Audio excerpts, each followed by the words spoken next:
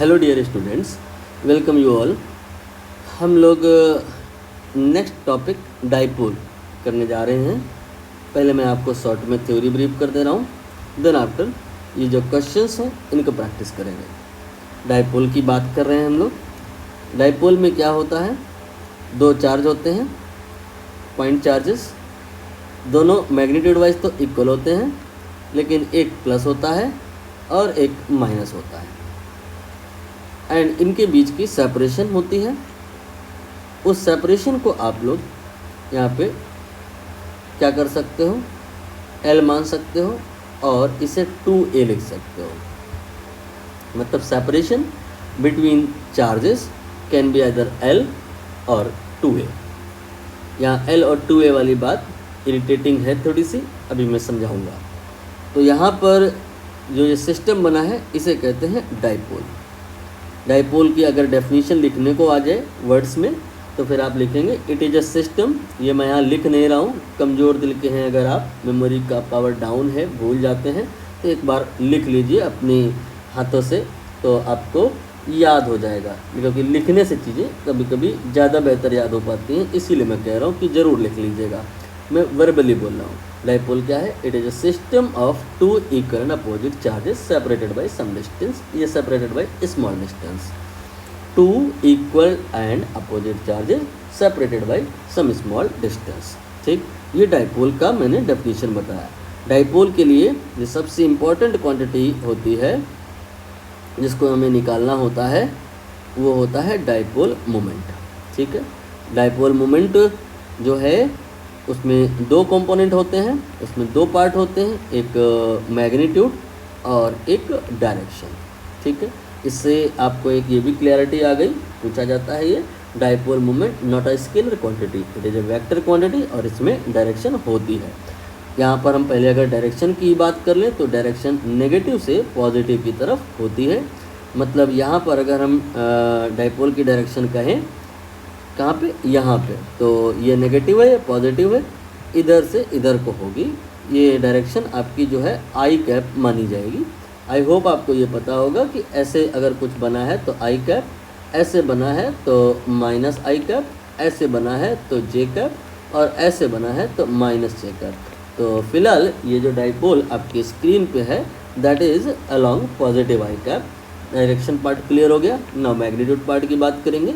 Magnitude part में हम क्या करते हैं कि इसके लिए कोई भी एक चार्ज ले लेते हैं, मैग्नीट्यूड ले लेते हैं ओनली। मैग्नीट्यूड तो दोनों ही का बराबर है इसीलिए कोई भी ले सकते हैं, एंड मल्टीप्लाइड बाई उनके बीच की जो सेपरेशन है। अब सेपरेशन को आप L कह सकते हैं। तो डाइपोल मोमेंट के मैग्नीट्यूड यानी कि P का जो फार्मूला है वो Q इंटू L हो जाएगा। बट L नहीं लिख रहे हो, अगर आप L की जगह 2A लिख रहे हो तो जो फार्मूला हो जाएगा Q इंटू 2A हो जाएगा। ये आपने P निकाला है और यहाँ पर आपने जो बात की है वो P कैप की है। P कैप क्या है, P कैप है डायरेक्शन ऑफ डाइपोल, P क्या है, मैग्नीट्यूड ऑफ डाइपोल। राइट, बस इतनी ही थ्योरी है, not more than that. Remaining question देख लीजिए। कह रहे हैं भाई यहाँ पे दो चार्ज हैं, एक तो ये है और एक तो ये है। ये थोड़ा सा देखा जाए तो टाइपिंग परफेक्ट नहीं है। यहाँ पे प्लस में 0.25 माइक्रोकूलम और यहाँ पे माइनस में 0.25 माइक्रोकूलम। इस तरह से चार्ज इन्होंने बताए हैं। और इन चार्ज के बीच की दूरी कितनी है ये सीधे सीधे नहीं बता रहे हैं, परेशान करने के मूड में लग रहे हैं। आई होप आपने इस सब का नोट्स बना लिया होगा। मैं इसे डिलीट कर रहा हूँ, ये डिलीट कर दिया मैंने। यहाँ पर मैं कह रहा हूँ कि दो चार्ज इन्होंने दिए इक्वल एंड अपोजिट, लेकिन इनके बीच का सेपरेशन सीधे सीधे नहीं बता रहे हैं, परेशान कर रहे हैं। कह रहे हैं कि जो एक Q1 है ना वो जहाँ पे है उसका कोऑर्डिनेट है 0 0 -15 और दूसरा जो है Q2 उसका जो कोऑर्डिनेट है 0 0 15। तो बताओ कि इसका जो रिजल्टेंट डाइपोल मोमेंट होगा कितना होगा। तो पहली बात नोटिस करो, क्वेश्चन परेशान करने की कोशिश की गई है लेकिन होने की ज़रूरत नहीं है, क्योंकि अच्छी बात यह है यहाँ पे x कोऑर्डिनेट और y कोऑर्डिनेट 0 0 है और यहाँ x कोऑर्डिनेट और y कोऑर्डिनेट 0 0 है। तो हर जगह जब x और y कोऑर्डिनेट 0 0 है तो x और y एक्सेस का कोई रोल ही नहीं है। आप एक एक्सेस बनाइए और उसी को z एक्सेस लिख दीजिए। और एक्स एक्सिस मत बनाइए, वाई एक्सिस मत बनाइए। क्यों? क्योंकि वो सब तो 0 0 है। अब यहाँ पे आपने z बराबर 0 लिख देना है और यहाँ पे z बराबर 15 लिख देना है, यहाँ पे z बराबर -15 लिख देना है। दरअसल यहाँ पे सही मायने में कहा जाए तो 0 0 15 लिखा है, यहाँ पे 0 0 -15 लिखा है, लेकिन वो हम लिख करके पैनिकनेस क्रिएट नहीं करेंगे क्योंकि 0 0 का कोई मतलब नहीं है, बनाएंगे ही नहीं। अभी z बराबर -15 पे ये रखे हैं भाई साहब 0.25, तो ये हो गया 0.25 माइक्रोकूलम। और जो ये दूसरा है 15 है, बी है, यहाँ पे माइनस में चार्ज है, -0.25 माइक्रोकूलम। और सेपरेशन अब आपको आसानी से दिख गई होगी, ये आप इधर से जा रहे हो, ये हो गया 15 मीटर, और आप इधर जा रहे हो, इधर हो गया 15 मीटर, तो टोटल जो डिस्टेंस हो गया है वो हो गया 30 मीटर। ठीक है, डिस्टेंस सेपरेशन ये क्लियर हो गया है, और चार्ज मैग्नीट्यूड में अगर कहें तो दोनों का ही बराबर है, वो भी क्लियर हो गया है। तो डाइपोल मोमेंट का मैग्नीट्यूड की अगर बात करें Q × L फार्मूला लगा देंगे, 25 ले लेंगे चार्ज का वैल्यू, लेकिन माइक्रोकूलम में है ना, तो 10⁻⁻6 से मल्टीप्लाई कर देंगे और इसमें 30 से गुणा कर देंगे सेपरेशन से, तो ये P का वैल्यू आ जाएगा। अब डायरेक्शन की बात करें अगर, तो ये कितना आ जाएगा, ये आपका जो डाइपोल होता है इधर माइनस से प्लस की तरफ होता है, तो ये आपका -z कैप आ जाएगा, या आप -k कैप कह सकते हो। इसको आपको सॉल्व करना है खुद से, बहुत ज़्यादा मुश्किल जा नहीं रहा है। 750 × 10⁻⁻6 आप कह सकते हो, ये हो जाएगा 7.5 × 10⁻⁻4। एंड फाइनली अगर आपको पूरा डाइपोल मोमेंट बताना है वेक्टर में, तो आप पहले मैग्नीट्यूड लिख दो 7.5 × 10⁻⁻4, इसके बाद में यूनिट भी लिख दो कूलम मीटर, एंड देन इसके बाद डायरेक्शन लिख दो -k का। ये हो गया आंसर आपका डाइपोल मोमेंट का। ये आपने क्वेश्चन में रिजल्टेंट डाइपोल मोमेंट लिया। एक और बात पूछ रहे हैं जो कि आपको फालतू में कन्फ्यूज़न में डालने के लिए बनाई गई है, टोटल चार्ज पूछ रहे हैं। तो टोटल चार्ज इसमें देखो और इसमें देखो, यहाँ पे जितना है वो इतना यहाँ पे है, एक में प्लस है एक में माइनस है, तो जोड़ दो, कोई फ़ायदा ही नहीं है जोड़ने से, तब तो 0 आ जाएगा। यही आंसर है, टोटल चार्ज 0 है। ये क्वेश्चन फिनिश हुआ। दूसरा क्वेश्चन देख लो, कह रहे हैं यहाँ पे मालिक 3 तो चार्ज ले लेना है, एक +q, एक -2q और एक और +q, और ये सब लोकेटेड हैं कहाँ पे, वर्टिसेस ऑफ इक्विलेटरल ट्रायंगल, और उसका साइड 2y है। What will be equivalent electric dipole moment of the arrangement. I hope आपने ये सब नोट कर लिया होगा। मैं इसे अब रफ कर रहा हूँ, ये रफ हो गया। ठीक है, डायग्राम बनाते हैं दूसरे वाले क्वेश्चन के लिए। यहाँ पे हमने एक फर्स्ट ऑफ ऑल एक इक्विलेटरल ट्रायंगल कंसीडर करना है, ये मैंने उसे कंसीडर किया है, और अब हमें चार्जेस लोकेट करने हैं।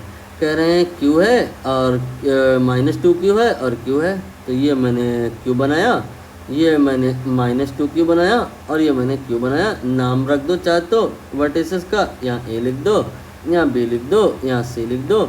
ए बी कहें चाहे बी सी कहें चाहे सी ए कहें, चूँकि ट्राइंगल इक्विलेटरल है, सब बराबर बराबर होगा, 2y के बराबर है। ठीक है, कह रहे हैं कि इक्विवेलेंट इलेक्ट्रिक डाइपोल मोमेंट बताओ। क्वेश्चन ही सर के ऊपर से चला जाता है, यहाँ कहाँ डाइपोल बन रहा है, लगते नहीं कि यहाँ डाइपोल बन रहा है। तो आइडेंटिफाई करने का तरीका, अभी आपने टोटल चार्ज निकाला था ना डाइपोल का 0, इसको आप वैसा वर्सा सोच करके देखो। कोई भी जगह अगर टोटल चार्ज 0 आ रहा है, इसका मतलब डाइपोल वहाँ पे बन रहा है, दिखाई दे चाहे ना दिखाई दे। डाइपोल का मतलब होता है system of 2 equal opposite charges. वो आपको दिख नहीं रहा है यहाँ, कोई बात नहीं, लेकिन पहले आप टोटल चार्ज देख लो। टोटल चार्ज आप अगर सबको जोड़ करके देखोगे तो यहाँ 0 है, इससे ये श्योरिटी हो गई कि यहाँ डाइपोल तो है। अब आपको ज़बरदस्ती देखना है, दिखाई ऐसे नहीं दे रहा है, इसके लिए आपने करना क्या होगा, इसको 2 पार्ट में लिखना होगा, यहाँ -q और यहाँ -q। अब आप फोकस करो इस वाली साइड को और इस वाली को अलग अलग। तो जब इसको फोकस करोगे तो भाई आपने दिखाई दे जाएगा कि यहाँ तो सर 2 चार्ज हैं, +q -q। सर यहाँ भी 2 चार्ज हैं, +q -q। तो यहाँ पे भी डाइपोल है, यहाँ पे भी डाइपोल है। दरअसल यहाँ पे एक नहीं 2 डाइपोल हैं, तो दोनों डाइपोल मोमेंट अलग अलग निकाल लेना और फिर इसके बाद उनका नेट कर देना। तो कैसे होगा, अभी हमने आपको बताया कि जो डाइपोल मोमेंट होता है माइनस से प्लस की तरफ होता है। तो अगर हम बात करें इसका और इसका मिला के जो डाइपोल फॉर्मेशन हुआ it will be in that way, ये हो गया ठीक। एंड फिर इसका और इसका मिला के करें तो it will be in that way. ये तो आपने डायरेक्शन बना लिया, बट मैग्नीट्यूड की बात करें तो क्या, कोई भी एक चार्ज ले लो और उसके बीच का सेपरेशन ले लो, वो तो 2y है, तो q इंटू 2y यहाँ पे हुआ और ये यहाँ पे हुआ। मतलब अभी हमारे पास ऐसा है ना कि एक पॉइंट पे दो वेक्टर लग रहा है, एक इधर लग रहा है एक इधर लग रहा है, और हमको क्या करना है, इन दोनों के स्थान पे एक वेक्टर बनाना है। दो के बदले एक बनाना है तो इसका मतलब रिजल्टेंट होता है, और एक के बदले दो बनाना है इसका मतलब कंपोनेंट होता है। यहाँ कंपोनेंट नहीं करना है, यहाँ तो कंपोनेंट देखा जाए तो हो रखा है, हमें दोनों का रिजल्टेंट निकालना है। तो अभी आपको मैं पूरा डिटेल में जाके नहीं बता रहा हूँ, यहाँ पर याद करा रहा हूँ कि आपको रटना है कि अगर एक वेक्टर ऐसे है और एक और वेक्टर ऐसे है, दोनों मैग्नीट्यूड वाइज बराबर हैं और एंगल बीच में 60 है, तो जो आंसर आएगा, रिजल्टेंट आएगा, वो a√3 होगा। ये रटने वाली बात है, लेकिन अगर रटने में कमज़ोर हैं आप तो फिर पूरा फार्मूला लगाते हैं इसके लिए, r² बराबर a² plus b² plus 2ab cos theta. यहाँ पर अगर दोनों वेक्टर बराबर हैं, मतलब b जो है वो a के ही बराबर है, b की जगह a रख सकते हैं, इन दैट केस ऐसा स्टोरी बनेगा। एंड अगर थीटा यहाँ पर देखें तो वो 60 है, cos 60 तो तुमको याद करना पड़ेगा, ये 1/2 होता है, कट जाएगा, ये 3 बार a² हो जाएगा तो r की वैल्यू √3a आ जाएगी। तो यहाँ पर अगर हम इसको p कहें, इसको अगर हम p कहें तो इनके बदले जो अगर हम एक कोई बनाएं तो वो आपका जो आएगा वो p थोड़े ना आएगा, वो आपका p√3 आएगा। चाहे तो आप यहाँ पर ये डॉटेड वाले बना लो और चाहे तो आप रेड वाला बना लो। यहाँ पर फाइनल नेट पूछा गया तो वो p√3 होगा, जहाँ पे p का वैल्यू रख देना है, कितना रख देना है, q इंटू 2y। तो ये हो गया q इंटू 2y इंटू √3, ये रहा आंसर आपका दूसरे प्रश्न का, जिसमें क्या पूछा गया था, equivalent electric dipole moment and side 2y। Side यहाँ पर y लेते अगर तो फिर लास्ट में qy√3 आता, बट साइड लेंथ 2y ली है तो answer q into 2y into √3 आ जाएगा। ये हो गया all about dipole. Question practice हो गई, थ्योरी ब्रीफ हो गया। अभी जो अगला हम लोग स्टडी करेंगे वो होगा about source charge and about test charge. And यकीन मानिए आपके जो फंडामेंटल्स हैं इलेक्ट्रोस्टैटिक्स के, शुरू के 2-4 चैप्टर जो इलेक्ट्रिसिटी के हैं वो यहीं पे हैं सारे। इस हेडिंग को जो अगर आप पकड़ लिए, समझ लिए अच्छे से गहराई से, तो आगे की कहानी आपको रटनी नहीं पड़ेगी, सब आसानी से समझ में आ जाएगा। नहीं तो फिर आप रटते घूमोगे फिर भी बात बनेगी नहीं, क्योंकि एग्ज़ाम में क्वेश्चन हल्का लेफ्ट राइट कर रहा, आपने रट के गए हैं तो कुछ कर नहीं पाओगे। इसलिए आपको इस हेडिंग पर विशेष जोर देना है। हम लोग इस हेडिंग के बारे में चर्चा नेक्स्ट वीडियो में करेंगे। सारे क्वेश्चन मैंने आपको अभी डिस्प्ले कराए हैं, ताकि अगर आप चाहो तो कर लो, खुद से एक बार पहले से करके रखोगे तो नेक्स्ट टाइम जब डिस्कस करेंगे तो बेहतर समझ में आएगा। Thank you very much.